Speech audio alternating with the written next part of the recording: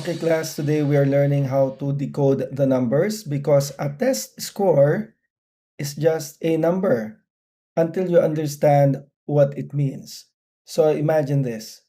Ang score mo ay 85. 85 ang score ko, is that good? 85 ang score ko, is that average? 85 ang score ko, is that excellent? 85 ang score ko, is that below average? Hindi natin alam unless kinukumpara natin siya sa iba. So, kaya ngayon pag-uusapan natin ng powerful tools para malaman natin kung yung 85 mo nga ay maganda na score. So, pag-aralan natin ng Z-score, ito ang nagsasabi ng layo mo mula sa average. So, pag ang Z-score mo ay 0, ibig sabihin 0 ang Z-score mo, average ka. Pag ang Z-score mo ay higher than 0, ibig sabihin higher than average ang iyong score. Kapag ang Z-score mo ay lower than 0, ibig sabihin ang score mo ay below average. So, ganun lang kasimple. Huwag masyadong komplikahin yung ibig sabihin ng Z-score. So, ano nga uli ang Z-score? Pag ang Z-score mo ay 0, ibig sabihin average ka. Pag mas mataas sa 0, above average. Pag mas mababa sa 0 ang Z-score, below average. So again, Z-score tells us kung gaano ka kalayo sa average. Ang second na titingnan natin ay percentile. So this tells us how many people you did better than. Parang rank mo sa pila, no? So pag sinabing 85th percentile ka, ang score mo ay higher than 85% of the population. Pag sinabing 50th percentile ka, ang score mo ay higher than the 50% of the population. Pag sinabing 25th percentile ka, ang score mo ay higher than the 25% of the population. So kahit hindi mo alam ang number, ang mahalaga alam mo yung Z-score, alam mo yung percentile. So, punta tayo sa third, yung psychological test interpretation. Bakit ba mahalaga ang Z-score? Kasi minsan, ang ibibigay sa'yo na score, hindi 80 out of 100. Ang sasabihin sa'yo, ito ang Z-score mo. Ito ang Z-score ng estudyante na yan. So, halimbawa, sinabi na ang Z-score ng tao nito, pagdating sa ganitong characteristic trait ay ang Z-score niya ay 2, naku, ibig sabihin above average ang score niya sa ganong aspect. Kaya psychological test interpretation ang pinaggagamitan niyan. So again, pag sinabi natin, uy, alam mo, ang IQ ng tao na yon 115, maganda ba yung 115? Eh, above average ba yan? Below average ba yan? So mahalaga na alam natin kung nasan yung average, kung kanino kinukumpara yung score mo, tapos anong grupo ang pinagkukumparahan. So ang lesson natin ngayon ay simple. Remember that numbers alone are not enough. Kumbaga, yung meaning ng number mo will depend on the comparison. And by the end of this module, hindi ka lang nagbabasa ng score. Iniintindi mo, ito ang Z-score niya, ito ang percentile niya, ito ang T-score ng tao na to. So now let's look at the T-score. So Z-score, a Z-score tells how far a score is from the average. So pag ang Z-score mo ay 0, ibig sabihin ang score mo ay average. So kapag ikaw naman ang Z-score mo ay +1, ibig sabihin niyan you are 1 standard deviation away from the Z-score. Pag ang Z-score mo ay +2, you are 2 standard deviations away from the Z-score. Pag ang Z-score mo ay 3, you are 3 standard deviations away from a Z-score. Pag ang Z-score mo ay 0, ibig sabihin 0 ang average. Pag ang Z-score mo ay, nako, dapat ito ay +1. Dapat ito ay -1. Nagkabaligtad. So ito, -1 dapat yan.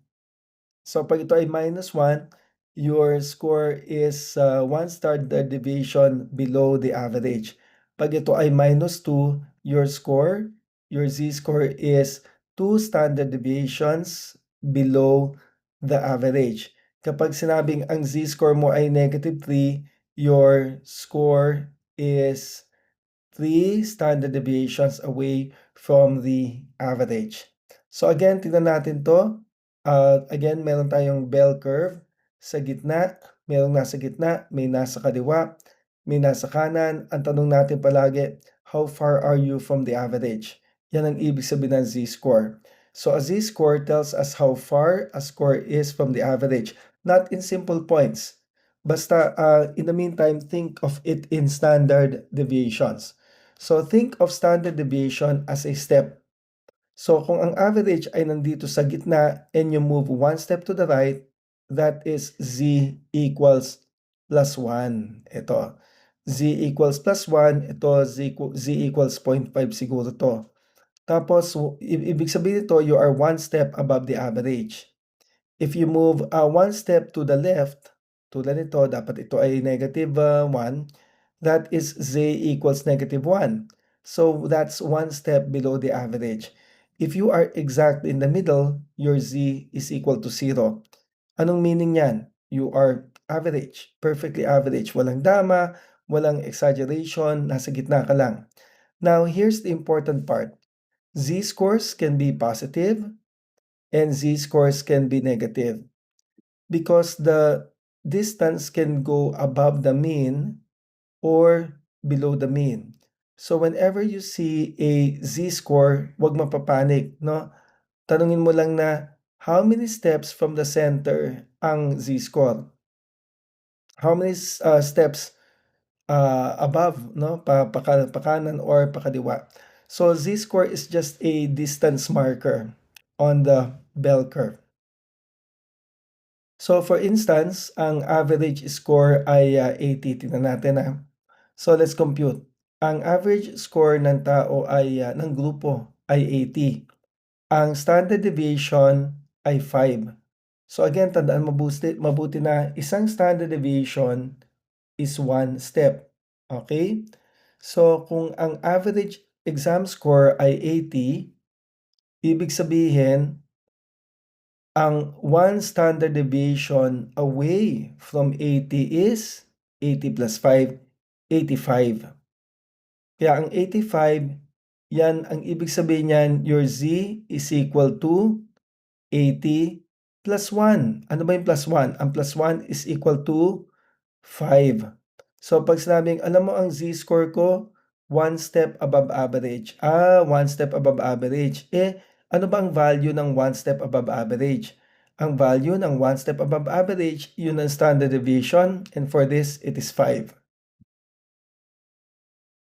Paano naman kung ganito? Ang exam score na average ay 80, tapos ang standard deviation ay 5. So pag sinabi mo na, alam mo, yung z-score ko is 1 step below average. So kung ang average ay 80 and isang step ay 5, so ang 1 step below average is 80 minus 5, so it becomes 75. So pag ang score mo ay 75, ang equivalent nito ay z-score na -1 and 1 step below average, which is 5. So again, ang values para malaman mo ang iyong z-score, dalawa ang kailangan mong malaman. Number 1, dapat alam mo ang mean. Number 2, dapat alam mo ang standard deviation. Ang standard deviation niyan ay value ng 1 step away from the average, or it may be 1 step above average or 1 step below average. So let's try to look into this problem. So pag ang student may z-score na plus 2, ibig sabihin, anong meaning nito, no? Ibig sabihin nito, ang score ng estudyante na 'to ay, is it A, 2 steps or 2 points above average, or is it 2 standard deviations above the mean, or is it second percentile or 2 items correct? Maganda sana yung letter A, kaya lang 2 points. Malabo 'no, ano ba yung point na sinasabi dito? So ang mas accurate na definition ng z-score is the z-score is the standard deviations, the number of standard deviations above or below the mean. So dahil ang z-score dito ay +2, ibig sabihin 2 standard deviations above the mean 'yan. And again, practice muna tayo. Dalawa ang kailangan natin palagi 'no? Tandaan natin mabuti yung mean. Halimbawa, yung mean, yan yung z-score equals 0. So, pagpalagay natin na ang mean sa situation na ito ay 10. Okay, yan yung mean. Yan yung average. Tapos, yung standard deviation, SD na lang muna gamitin natin. So, standard deviation ay 3. So, ibig sabihin, ano ang meaning ng, I mean, 1 standard deviation is equal to 3. So, ano meaning ng z-score kapag ang z-score mo ay 1? A z-score of 1 is equivalent to what? Remember that it is equivalent to the mean plus 1 standard deviation. So, kung 1 standard deviation, ibig sabihin ito ay 10 plus 3 equals 13. And paano naman kung ito ay 2 standard deviations? So, kapag ito naman ay 2 standard deviations, ang z-score mo is equal to 2, ibig sabihin niyan mean plus yung equivalent ng 2 standard deviation.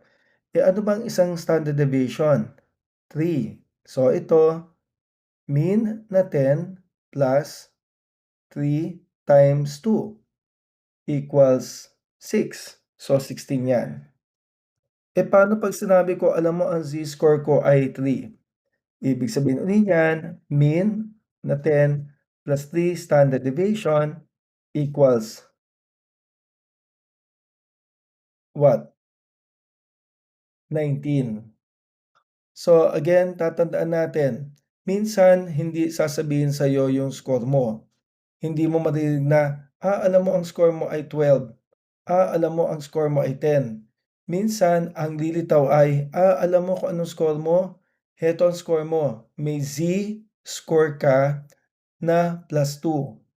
Ang z-score ko +2. Ibig sabihin, ang score ko ay 2 standard deviations above average. Puwedeng hindi sabihin sa'yo yung score mo. Sasabihin sa'yo, alam mo ba ang z-score mo ay 3. 3 ang z-score ko. Ibig sabihin, ang aking score ay 3 standard deviations above the mean. So, yun ang mahalaga dito. Bakit? Kasi gagamitin natin ito later on sa scoring ng mga test. Minsan, hindi sasabihin sa'yo na, eto ang score ng pasyente. Ang sasabihin sa'yo, heto ang z-score ng pasyente. So, pag narinig mo yung z-score, nakita mo, positive, above average yung score ng pasyente. Kumbaga, automatic. Kaya nga, kumbaga, standard. Pag nakita mo na, ano ba ang z-score ng pasyente na to? Ang z-score niya negative. Ibig sabihin, ang score niya ay below average. Depende kung ano yung nakalagay na standard deviation. And punta tayo sa next one. Here, z-score of 0 means what? Ibig sabihin nito, napakadali na nito, ito ay exactly average. And right now, a negative z-score means what? Ibig sabihin ng negative na z-score, ano bang negative? Ang z-score ay mean. So, kung ang z-score natin ay mean, so remember, z-score is equivalent to the mean. So again, if z-score is equivalent to the mean, z-score equal to what to? Z-score of 0. Yan. Z-score of 0 is equal to the mean. Therefore, kapag ang score mo ay negative, so again, pag ang score ng tao ay papunta sa negative, malamang ano 'to, kung itong mean ang average tapos negative, edi below average ang score ng tao. So again, that is how we should understand the Z-score.